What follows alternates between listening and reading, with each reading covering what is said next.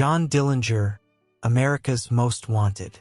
John Dillinger was born on June 22, 1903, in Indianapolis, Indiana.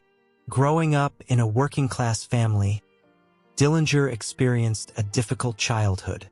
His mother, Mary Ellen Dillinger, passed away when he was just 3 years old, and his father, John Wilson Dillinger, was a stern and often harsh man who struggled to discipline his rebellious son. Dillinger's early years were marked by petty crimes and mischief. Dillinger's descent into serious crime began in his teenage years. By the age of 20, he had been arrested for theft and car theft. In 1924, Dillinger and an accomplice attempted to rob a grocery store in Mooresville, Indiana. The robbery was poorly planned and quickly went awry. Dillinger was arrested and sentenced to 10 to 20 years in prison. During his time at the Indiana State Prison, Dillinger became acquainted with seasoned criminals and learned the tricks of the trade. He developed connections with fellow inmates who would later form the core of his gang. Prison life hardened Dillinger and deepened his criminal resolve. Upon his release in May 1933, Dillinger wasted no time reuniting with his prison associates. The newly formed Dillinger gang embarked on a series of bank robberies that would soon make them infamous. Their first major heist took place on June 10, 1933, when they robbed the New Carlisle National Bank in Ohio, making off with $10,600. This marked the beginning of a spree that would span several states and capture national headlines. The gang's success was due in part to their meticulous planning and use of modern technology. They employed stolen police cars, machine guns, and bulletproof vests, making them formidable opponents for local law enforcement. Dillinger himself was known for his charm and charisma, often engaging in friendly banter with bank employees and customers during robberies. Dillinger's criminal career was punctuated by several dramatic escapes. One of the most famous occurred on March 3, 1934, at the Crown Point Jail in Indiana. Arrested in Tucson, Arizona, in January 1934, Dillinger was extradited to Indiana to face trial for the murder of a police officer. Crown Point Jail was considered escape-proof, but Dillinger had other plans. Using a wooden gun he had carved and painted black, Dillinger bluffed his way out of the jail.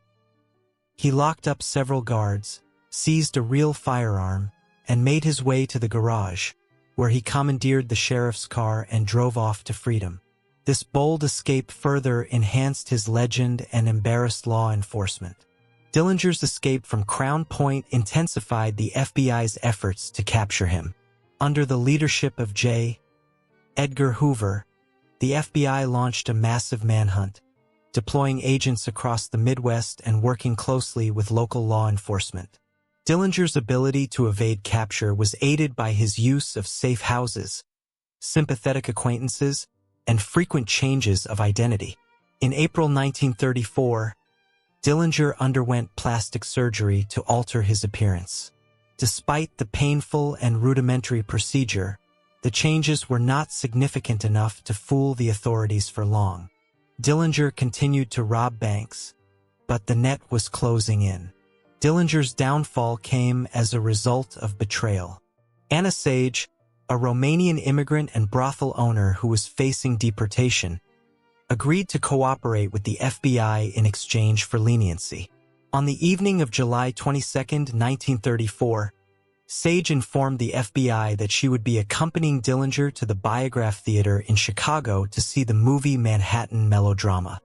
As Dillinger exited the theater, federal agents and local police were waiting. He sensed the trap and attempted to flee down an alley, but agents opened fire. Dillinger was hit multiple times and died at the scene. The gunshots that ended Dillinger's life also ended one of the most notorious crime sprees in American history. John Dillinger's criminal career was short but extraordinarily impactful. He became a symbol of the lawlessness and desperation of the Great Depression era. Despite his violent and criminal actions, Dillinger was often romanticized by the public, seen as a Robin Hood figure who took on the banks and the establishment. His life and crimes have been the subject of numerous books, films, and documentaries, ensuring that the legend of John Dillinger endures in American culture. Dillinger's story serves as a reminder of the complex interplay between crime, media, and public perception during one of the most turbulent periods in American history.